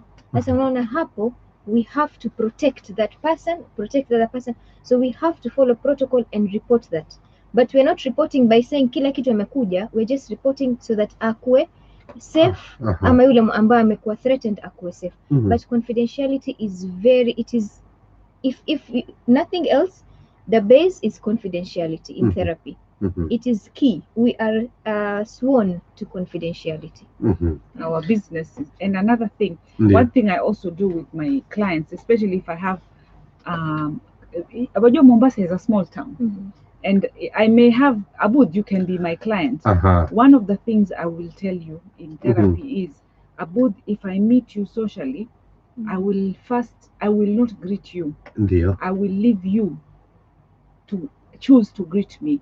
Manake naweza kukua mkua, alafu I will leave you a problem. Manake itabidi wewe sasa uambie watu wengine, utaulizwa ulimjuaje yule? Maybe Abud, maybe you're working with your wife. Ulimjuaje yule? Sasa anajulikaniwa ni clinical psychologist, ni therapist. Yani wewe unaenda kule kuzungumza nini uko hivyo wewe unatoa. So I'll tell my clients, I will just walk, I will pretend I don't know you. Kwa hivyo if you choose to greet me, mimi ndio nitakujibu. Ndio wewe ndio utamwambia wife wako, wajua Salma is my client, is my therapist. But otherwise we agree, I will not acknowledge you, so that I'm protecting you. So that is part of confidentiality. Ndio. Kwa sababu ni kweli wengi sana turudie tena ile maneno ya awali. Tumeishi zaidi katika Mombasa. Sipendi kutumia hili neno lakini huwa kuna mahali hakuna neno zaidi ama bora zaidi kutumia isipokuwa tumeishi Uswahili. Ni neno ambalo wasilipendi kabisa kwa sababu wenyewe wanakuja juu. Waswahili wenyewe wakali wakitajwa kwa sampuli hiyo. Lakini tumeamua yani sisi tunaishi Kiswahili. Kwa hivyo ni shida na dhiki ziko, ni kweli kwamba wengi sana fikra zao kwamba ninapoenda mimi kwamba niseme basi I have decided let me go meet Salma au Wafia nipate usaidizi huu, na nahitaji ule usaidizi, lakini whenever I think of the community, basi hapo unasema wacha ikae.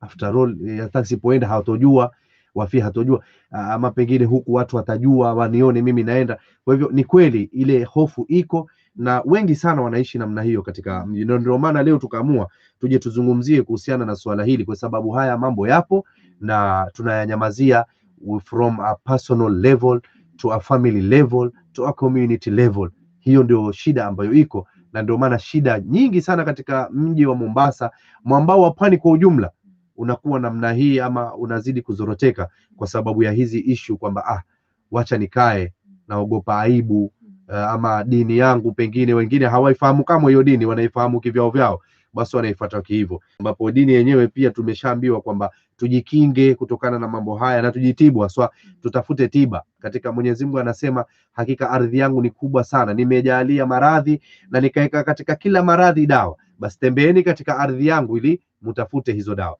Muriuki Joram anasema very educative. It's not a sign of weakness when we seek help, but it is a sign of strength.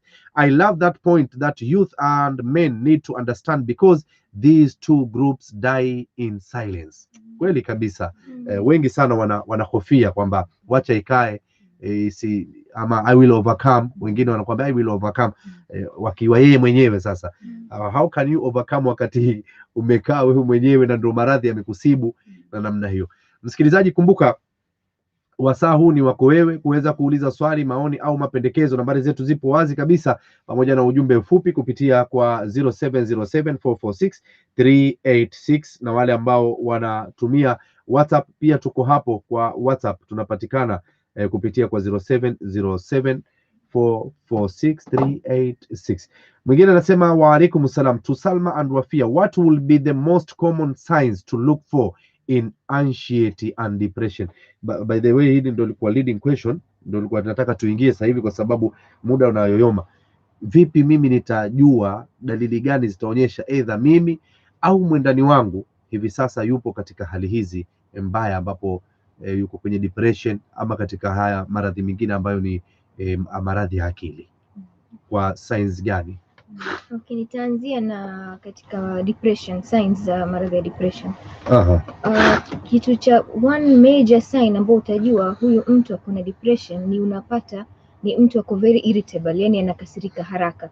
Kitu kidogo umeona ameshawaka. Something small, very irritable. Na hiyo mara nyingi utapata ye mwenyewe anaweza asiji recognize, but ni wale ambao wako karibu na yeye, familia yake, colleagues, wale ndio wata recognize, mbona amekuwa ni mtu, yani kitu kidogo tu yani ameruka. Something else, depression ni yani negativity, mtu ambaye yuko very negative about wao wenyewe, themselves, their future and about the world. Kila kitu hawaoni in a positive light, everything wanachukulia in a negative light. Okay, there's a lot of negativity.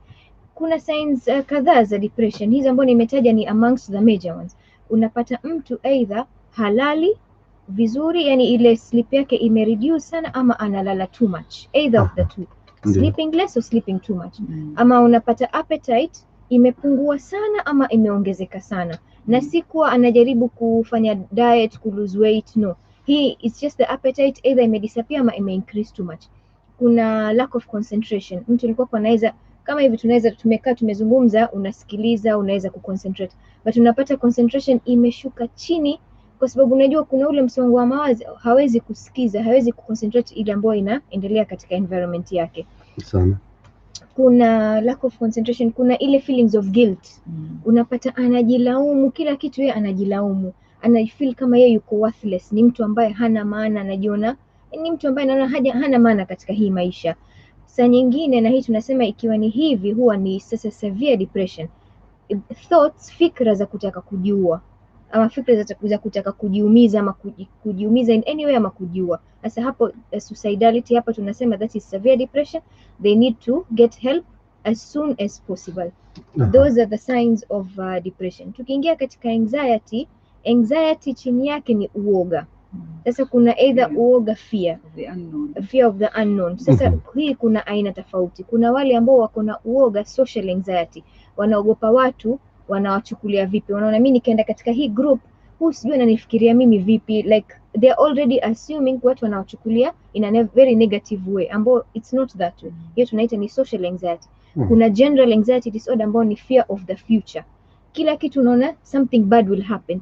Sasa kuna hiyo fikra, kitu kibaya kitatokea, kitu kibaya kitatokea. So katika anxiety sana ni uoga. Unapata mtu akona uoga, unapata moyo wake mara unapiga, wadunda, mtu unaona kama room ambao si joto hivyo, but kuna ile changes hot na cold, mtu ana sweat, you can trembling, get panic attacks. You can get, hiyo ni part of panic attacks. Ambao panic attacks sasa it's a part of anxiety, but it's a whole topic on its own. Panic attacks.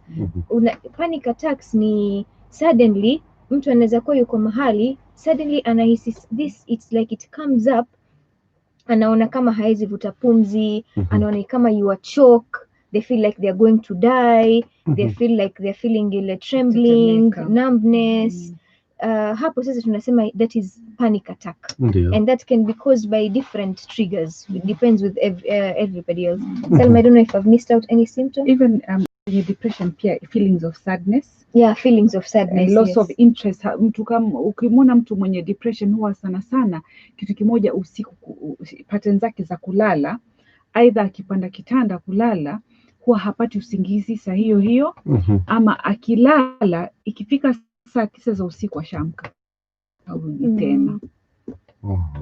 Wenye huwa wasema wapika akipakua fikra zake huwa usingizi wa msumbua sana. Alafu kitu pia muhimu nimesahau, mara nyingi unapata watu ambao kuna depression, they will complain of a particular body part that is paining. Tumbo ama kichwa na kila test anazokwenda kufanya everything is okay. But anasema my stomach hurts ama my head hurts so much. That is also a symptom of depression. Somatic problems. Somatic problems. Tukumbushe kwamba umegusia swala kwamba siku ya Jumamosi kutakuwa shughuli ya matembezi ya ambayo itawahusisha haswa nyinyi na mambo haya ya tugusie tena siku ile ambayo itakuwa ni Jumamosi. Shughuli yenyewe haswa itakuwa ni gani? Mnatembea kutoka wapi mpaka wapi? Pengine shughuli yenyewe itafanyika wapi, ama ndo kutembea tu hivi ndio mwisho? Hii shughuli ya kutembea itakuwa Jumamosi na ni shughuli ambayo tutatembea kwa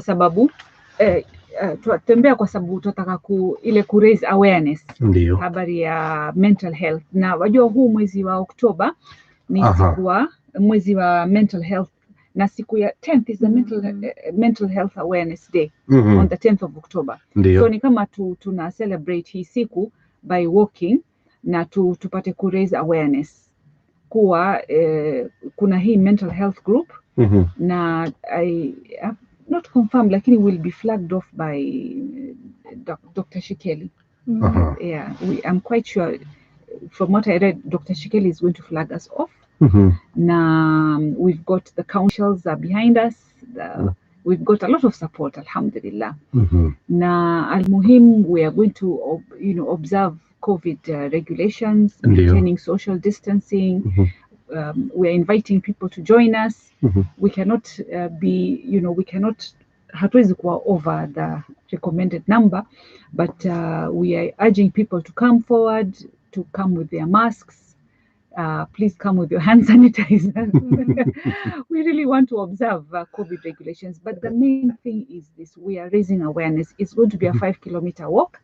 Na it will be flagged off at 9 o'clock kutoka Fort Jesus. Ndiyo. Yes. Mpaka ni kuzunguka. Tunazunguka we will be with the police. Okay. Kunarudia pale we are finishing pale ndio. Okay. Ni msikilizaji, kwa lugha ya Kiswahili ni kwamba kutakuwa na matembezi ambayo yanadhamiriwa kuweza kuwajuza watu na kuwaelimisha kuhusiana na maradhi haya ya akili. Tunaposema maradhi ya akili, msikilizaji, hatumaanishi kwamba ni wale tahira wa akili ama wenda wazimu, la, bali ni magonjwa ya akili. Kuna watu wana ugonjwa wa akili kama sasa msongo wa mawazo na mambo ama hofu pia imetajwa kuwa ni mojawapo katika hayo.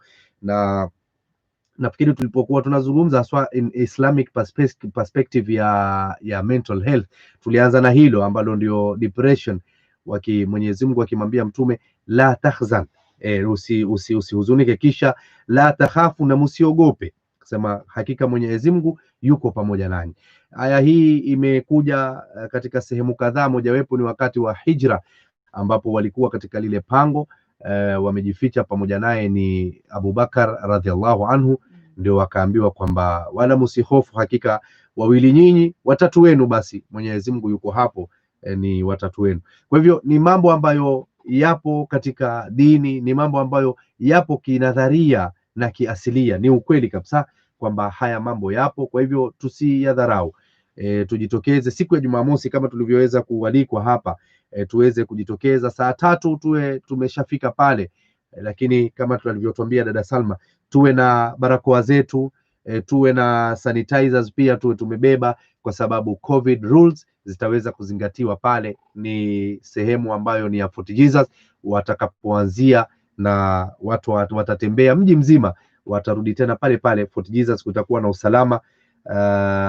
Alafu pia kutakuwa na mazungumzo kuhusiana na mental health awareness tena katika Swahili Port kuanzia mwendo wa saa 8 hadi saa 10:30 alasiri. Kwa hivyo hayo pia ama hapo pia tunaambiwa tujitokeze kwa wingi ili tuweze kufahamu na kuelimika kuhusiana na suala hili ambalo litakuwa linaadhimisha mwezi huu wa Oktoba, ambao mwezi huu kwa kawaida huwa ni mwezi wa kuweza kuangazia matatizo haya ambayo ni magonjwa ya akili, hususan ukikumbuka ya kwamba mwezi uliopita tulikuwa ni breastfeeding awareness, ulikuwa ni mwezi wa kina mama wale wanaonyonyesha, huu mwezi wa Septemba. Sasa Oktoba ndio hivyo, na katika mojawapo ya shughuli hapa Mombasa, wataalam hawa wanaohusika na masala haya ya afya ya akili watakuwa na shughuli ambayo watakuwa wanazunguka mji kwa ajili ya kuwaelimisha watu kuhusiana na mental health awareness ambayo ni muhimu sana tuweze kuijua. Katika swali hapa nasema, Alaikum salam Sheikh Abud, it's a good idea to help community regarding this issue. Na pia nadhani some of the issues connecting with either panic attack, depression and mentally it can even caused by jealous, evil eye or ujumbe huu umetolewa. Nadhani umekuja kutoka by the way, hili la wivu pia linaleta linamwathiri mtu akili yake. Interesting question. The jealousy inaweza kuleta depression. Wivu. Wivu si ni jealousy. Jealousy. Here I think it goes back to what Salma had talked about. Ile kuwa nafsa amara bisu. So I think Salma, maybe we had already mentioned this. Maybe you can remind. No, actually, me sometimes I approach mambo ya jealousy in a very different way, Wafia. You know, but this one we usually do it through a diagram, the circle of influence and the circle of concern. Wacha niwapatie kisa kimoja kiwe ni mfano, alafu tuangalie kwamba kuna mtu ambaye mwanamume na mkewe na wana watoto na wameishi kwa muda mrefu sana, but it happened siku moja akampigia mwenzake simu akamwambia, mimi very late in the night between ama post 12 walikuwa wameshapita yaenda saa 7 hivi usiku, akamwambia, mimi nahisi wewe unanihadaa na unacheza na mke wangu. Na ni rafiki wake wa karibu sana, lakini ikafikia akamwambia haya maneno, akamwambia, nahisi haswa, nahisia napata kwamba unanichezea na wewe unanichezea kwa mke wangu. Hivyo ndivyo ilivyokwenda. I think it's a sort of jealousy hapa imekuja na ikamfanya yale mawazo mpaka yakamtuma kwamba yule, so he called him na he told him off namna hiyo. So mambo kama hayo inawezekana kuwa jealousy ama huyo wivu usababishe mpaka mtu afikie kiwango hicho cha kuwa na mental illness. Unajua, I'm thinking you're describing suspicion. See, it is when you're suspicious. And kuuliza hiyo suspicion, where does the source of suspicion come from? Is there evidence? Is there evidence that kuwa mtu amekwenda na mke wako? Yani that would be the, and our religion talks about witnesses. So do you have any witnesses?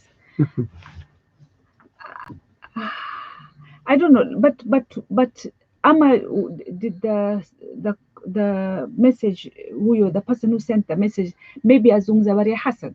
I don't know. No, yani yeye I think ni hapa kwenye jealousy, kwenye wivu ambao mimi ndo nimeona ile message ya wivu. Sasa nikakupatia na hichi kisa kwamba the guy alienda mpaka yani to an extent akampigia yule mwenzake usiku kabisa, usiku wa manane, akamwambia, I have a feeling that you are cheating with my wife. in this kind of situation lazima what now Salma was saying about suspicions and evidence, there's unajua kuna mental health disorders ziko aina nyingi. Kuna other personality disorders ambayo you are always, it's called paranoid personality disorder. You're always paranoid, you're always suspicious of people around you, people that you love. So it depends kama akona evidence, kama akona unajua saa nyingine you can suspect, you're suspecting because of something you've noticed or something you've seen, ama kitu ambao mtu amekwambia nimemwona mke wako na huyu fulani fulani. If there is evidence, then that we can say maybe you have a right to follow it up. But kama it's coming from nowhere, wewe ni zile fikra zimekuja out of nowhere zinakutuma to overthink that, then sasa we can say that there might be a presence of a mental health issue in there. It might be, na hatuwezi sema, you know, sasa ndo hapo you have to assess, could it be that it's a personality disorder, could it be that hiyo pia, kwa sababu pia schizophrenia, whenever you get something a case like that, you have to where that is coming from, sasa ndo you can know what exactly is going on here. Who do they need to seek further? I mean, what is happening? What kind of treatment will work for them? Haya, tumalizie Bi Salma, pengine mtu akiwa amehisi naona sasa it's time niende nikapate matibabu na mimi nione nipumzike na haya mateso, atakupata kivipi? Through the Mombasa Mental Health Group. Okay, Abu, in fact, we were just talking about it in the mental health group. We now that we've been registered, we are now able to taanza kupata our proper contacts na kila kitu. I don't know whether utatukubalia we contact you. We'll give you the contacts soon. Ama pia uturuhusu later on as we come with some of the founders we have in another program, so that when we organize ourselves, so that how you can reach us through the mental health group. Inshallah, I'm thinking that way rather than through us personally, because we do our own private consultations. Hata kama hiyo tu we were here because we were in this talk because of the Mombasa Mental Health Group, and I think it would be really unethical if we advertise ourselves privately, because if we say how you can reach us privately, it would really be unethical unless somebody reaches out to you privately. Haya, inshallah, na tutakumbuka hilo neno ambalo msikilizaji atakumbuka siku ya Alhamisi ambayo ilikuwa ni 21 ya Safar sawia na Alhamisi ya 8 ya Oktoba. Tulikuwa hapa na dada yetu Salma Bashir tukizungumzia kuhusiana na afya ya akili. Parting shot. Parting shot ni kuwa tafadhalini musiogope. Mwanzo tafadhalini join our group, Mombasa Mental Health Awareness Group, na karibuni kwenye walk, na musiogope to come forward if you have problems, because we are not the, you know, problems are there to be shared.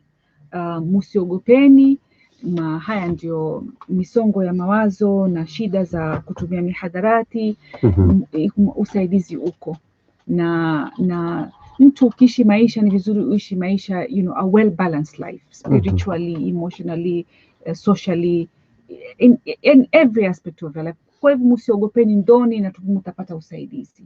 Na sisi tunataka kushukuru Abud kwa kutualika hapa na kutupa nafasi hii kuzungumza habari ya Mombasa Mental Health Awareness Group. Shukran. Karibu sana. Tupate kutoka kwa dada yetu Wafia. Hamid. Okay, mimi nitaongezea from what Salma has already said. Usiogope to reach out for help, kwa sababu alafu be careful what kind of help you're going for, kwa sababu nowadays we have a lot of people ambao wanasema I do counseling without the proper training or the proper qualifications. So reach out for help, but make sure una reach out to the right person.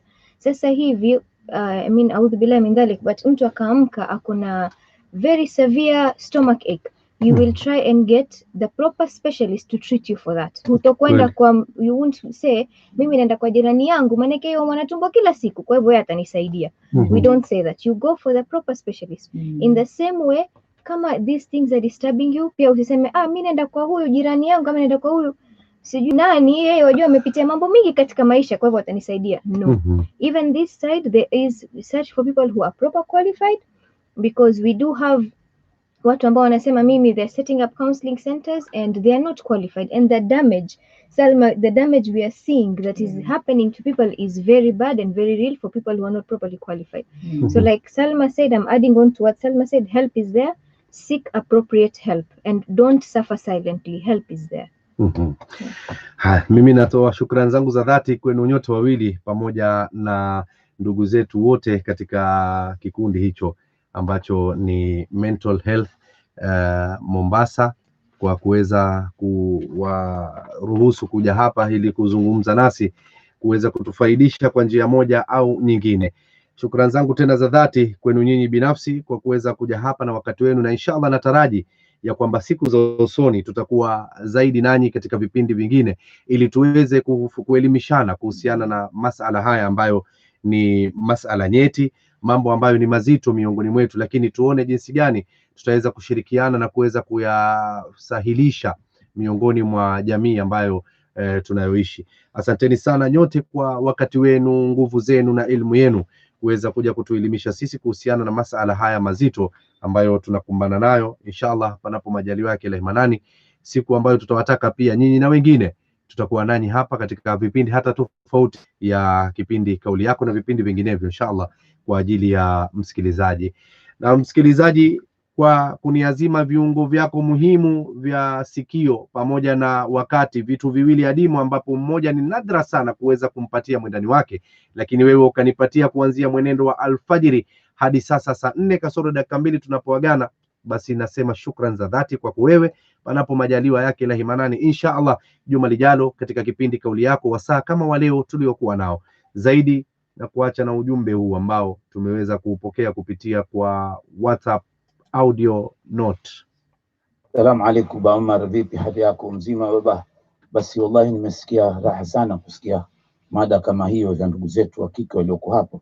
Sasa hapa kuna kitu kimoja hapa, Mwenyezi Mungu yasema kul a'udhu rabbin nasi malikin nasi min sharril waswasi al-khannasi alladhi yuwaswisu fi suduri nasi min al-jinnati wan nas. Sasa aya kama hii na maradhi kama haya utaitafsiri vipi? Shukran wa billahi tawfik. Leicester City inshallah, UK, Sheikh Maulana, tuko pamoja inshallah.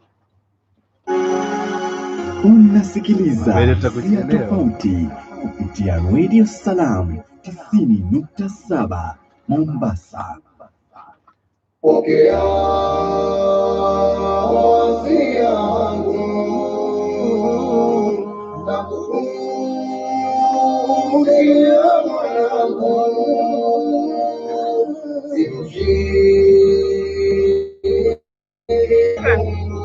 Thank you so much. Asanteni sana. Very nice. You're the one who's a good interviewer, mashallah. Alhamdulillah. Kazi unaivaa. Kuanzia 07. 07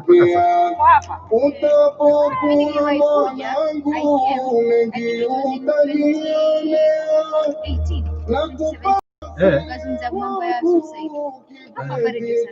Lakini nafikiri kwa ile mid morning show kwenye ile si mid asubuhi, nafikiri nakumbuka Hairam Mwala. I remember alikuwa na kipindi cha mambo hiyo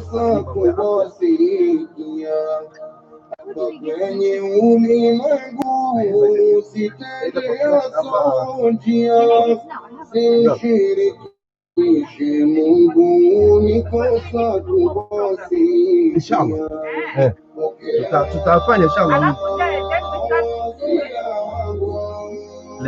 Let me switch off here YouTube. Mashallah, it was nice. Tena wajua hii ya leo haikupata interaction kwa sababu our listeners, ikiwa na educative program like this, wapendi kuinteract sana. They really want to hear more and more. I realize kuhusu tafsiri Quran, yani they want to study. Now you can call You can call us, they want. Watakai kwa sababu they want more and more. Mashallah. It was really good. Thank you so much. Me, I really, it was relaxed. Yeah, definitely. Me, I was scared.